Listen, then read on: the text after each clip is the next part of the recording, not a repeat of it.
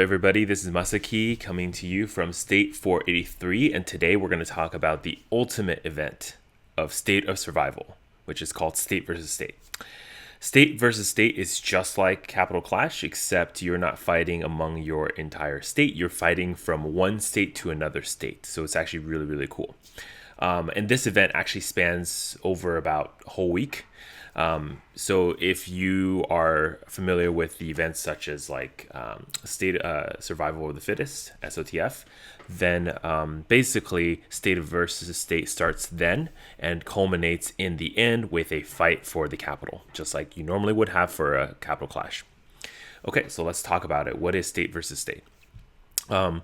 So State versus State usually in every state happens about the fifth governorship. So imagine if you have governorship for the 4 times, which is about every 2 weeks, you select a new governor. So that's usually about 2 months after you start fighting for Capital Clash, which is usually about a month after the state opens. So State versus State starts about 3 months after the state opens. Something like that. Just imagine the 5th governorship will be State versus State. Okay. How does it work? So when SVS starts, you're going to have a prep stage, which is just like SOTF, except now you're competing not only within your state, but you're competing across state, both individually as well as by alliance. So you have an alliance rank and you have individual rank. Basically what that looks like, and let me see if there's any inkling of this now. Yeah, so since our war is already over, there's actually nothing left to kind of show everyone. But let me show you actually how this works. So if you look at the prep stage, it looks something like this, right? Between our 2 different states, we were fighting State 496. We have 5 stages of this, right? And then, of course, the culmination in that warfare stage. So you have ranking among players, but also ranking among your alliances. Okay, so each day you have very similar to SOTF, you have different things that give you extra points. You want to then maximize your points for that day to then get your rewards. And then with those rewards at the end of it, you're going to get some sort of major rewards at the very, very end of all of SVS. Okay, now the key for the prep stage is this. Aside from just getting points and getting your rewards, the state that wins prep stage, which means overall points, they have more. That's the state that's going to also invade the other state. Invasion means this. So because you're fighting for the capital, there's only one capital to fight for.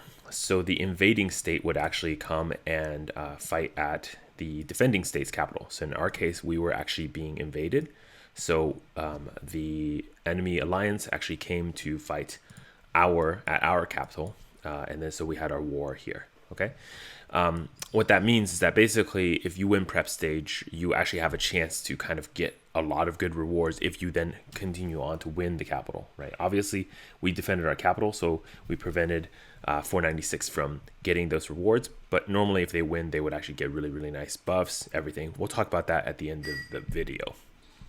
Okay. So just really quickly, if you win the prep stage, you will get a little bit of a healing buff to your own state, which is kind of nice. So that, on invasion during the day of fighting, you're going to heal a little bit faster, and that's 15%. But other than that, everything else stays about the same. Okay. So let's talk about pre-war, right? When does invasion start? So once you finish with your prep stage and we determine a winner and a loser, then the winning side will be the invaders, and they will invade 1 hour before your capital is ready to fight. So let's say the capital starts fighting, for us was 2 UTC. Then the invaders will actually come to our state around 1 UTC. They have a button within the state versus state menu that they can click, which then allows them to basically go and invade the enemy state. Okay, so the invaders usually get an hour. During this hour, it's basically alliances will probably just get grouped together from the invading state. They're going to attack settlements and bases. Sometimes they go in there to knock out large bases or major, so they can kind of cripple the defending alliance before the war starts. Sometimes they go in there just to kind of get resources from different bases around the map. Basically, there's no rules for state versus state, so be careful. For anybody who doesn't want to participate, you can obviously put up a bubble just like you would normally do.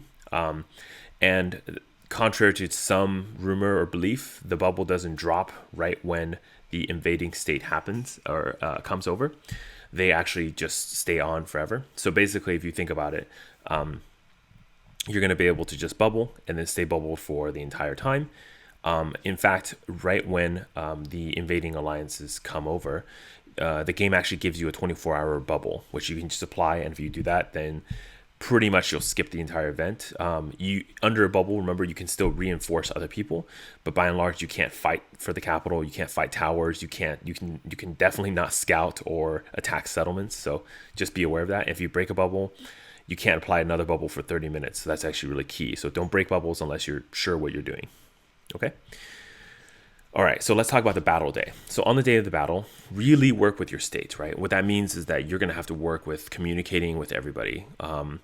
This is really key. So, for us as defenders, we were basically making sure that our capital was filled with bases from other alliances, our own farm accounts, etc., or our own accounts, so as to prevent the invading alliances from having really good spots near the center. This is actually really key because as the defending state, there are a lot of things that obviously you're going to be detrimental to, but one of the advantages of the being the defending state is that you actually do have the defender advantage of preparation before the other state comes and invades you. So that means getting your accounts kind of filling all of the capital area, really blocking the other state out so they're more on the outskirts. That really helps. Just another reminder, if anytime at the capital area, on the gray area, if you're hit even one time, you will port. So there's no burning, right? It don't have to burn you. If you get hit once, you're going to get relocated, and that means you open the spot. So if you're going to do this with your farm accounts, make sure you set up a bubble and make sure that bubble lasts long enough so that you don't get automatically ported. Okay. Yeah. So again, key things to do, to help, right? So if you are one of the top alliances, work and figure out what your alliance strategy or state strategy is. Making sure that, if you guys need to join up together as one alliance so you can help each other with batch healing, click timers, etc., that you're part of there, right? Joining rallies, etc. Work with your other alliances to figure out who's going to take what tower. In state versus state, the towers themselves won't attack if your own state is on the capital. So as an example, if Sin, my alliance, is on one tower and Inge, the other alliance, is on the capital, we actually won't fire the capital. It's as if we're all the same alliance. Now, you can still rally your own state though. So as an example, if Inge is on the capital and Sin would like to rally it, we can totally rally and fight them. That doesn't, the state versus state doesn't prevent you from hitting each other. It just doesn't fire the towers, pretty much. So take that into account, and that can be used to your advantage or disadvantage. So really think about how that works. Okay. The other thing that you should be doing is working with your alliance to defend bases. So during SVS, unlike your normal capital clash, you might have rules that say things like don't attack on gray, etc.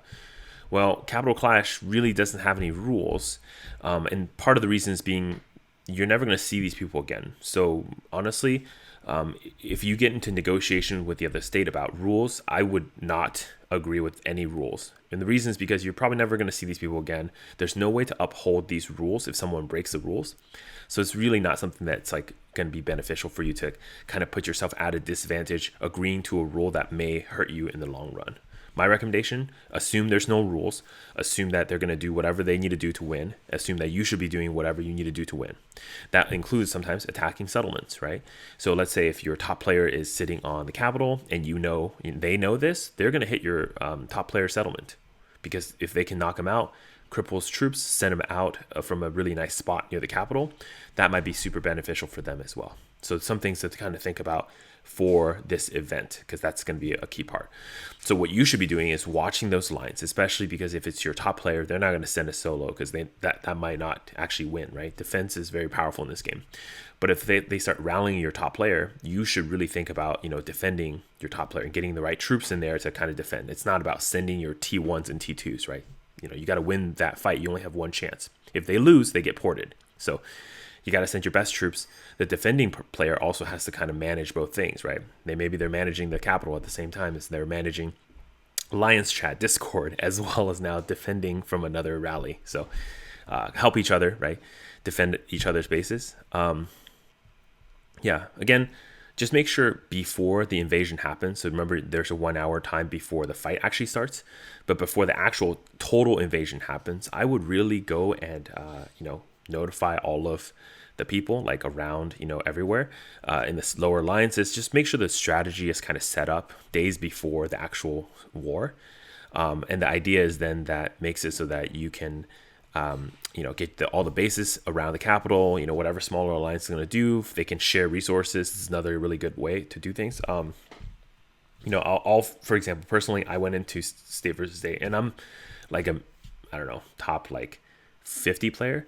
So that just means that, if I go to state versus state, I'm already kind of preparing to store up like 100, 200, 300 million resources, right? To kind of prepare for the fight, because you're going to be healing a lot of things. You're going to be spending a lot of resources doing that. So it's very expensive, or it could get really expensive too. So make sure you're ready for that. So sometimes having lower alliances help you with resources also helps a ton too. Okay. Tip 4 is just really get on Discord and communicate cross alliances. Most of you probably are using Discord if you're in the top alliances with your own alliance, but I highly, highly recommend getting on Discord with every alliance of your state. Not only is this really good for coordination, it's actually really fun too. I mean, I personally was able to meet a bunch of people and hear their voices for the first time ever. I've never, like a bunch of our French players, German players, etc. I just never talked to them, never had the chance. And for the first time, I was able to kind of talk with them. They're really funny people. So we had a great time, coordinating things. And last tip I'll give you is there's a lot of intangible things that the game doesn't give you, right? Stat wise. So as an example, the game will tell you, just like for Capital Clash, who the number one winning alliance sitting on the capital is, right? So for example, we had for most of that fight, Inge had like the timer on capital. That's great. So we know how much time Inge has, but the second alliance, right, whoever's underneath them about to win, we actually don't have any idea, except only that alliance would know what their own timer is. So as an example, let's say Inge has 4 hours on the capital, the other alliance has 3 hours and 59 minutes. They're very close, but no one would ever know that they're only at 1 minute away, right? So they could very easily flip the winning side at the very end of the game or something like that. Having that kind of extra information is key, which means for you to kind of prepare for this, you as an alliance, you as a team should also be tracking that timer separately. So as an example, I was on duty to make sure that our timers are tracked for the state versus state. So the whole time, basically what I would be doing is I'll watch the timer, as soon as the enemy that alliance we're fighting was Tar, as soon as they got on the capital, I would start the clock, count it down until we took the capital back. Then I would add all the extra time they were sitting on the capital back to their timer. And that way, just throughout the whole war, we had a good understanding of how far ahead we were, winning wise or losing wise, so that we know and we can adjust our strategy based on that information. That's super, super, super key. Just, again, think about that. Think about what that does and how that matters for you, because it will matter. Just making sure that you understand that that timer is present is key. Okay. In addition to that, you might want to have people who are, basically on deck to calculate double rally timing, march times, etc. Another key thing that we found very, very useful was understanding our enemy's march time, right? So as soon as they start launching rallies, we start calculating their time. And this is helpful because if you ever want to do some sort of like back rally, you want to do some sort of like reinforcement in between their rallies, you have a really good understanding of how many minutes from the rally to them hitting the capital, because remember, you have to count for the rally time, but also the march time, which doesn't show until they start marching.